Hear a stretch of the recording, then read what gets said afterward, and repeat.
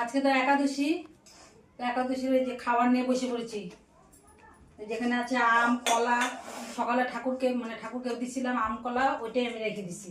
আর এখানে যে অল্প একটু সাবু নিছি, বেশি সাবু ভালো লাগে না। আর নারকেল কোড়া আছে, অনেকটাই আছে, এতটা নিব না আমি অবশ্য। আর এই যে 1 প্যাকেট দুধ আছে। সাবু মাখা না গাঢ় দুধ দিয়ে মাখলে টেস্ট হয় খুব, তো ওই জন্য আমি 1 প্যাকেট দুধ নিয়ে নিচ্ছি। তা সাবুটা মাখি।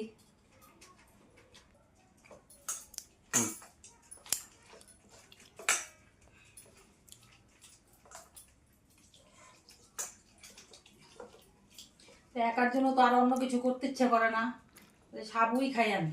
তো তোমরা একাদশীতে কে কি খাও সবাই, আর কারা কারা একাদশী সাবু মাখা পছন্দ করো?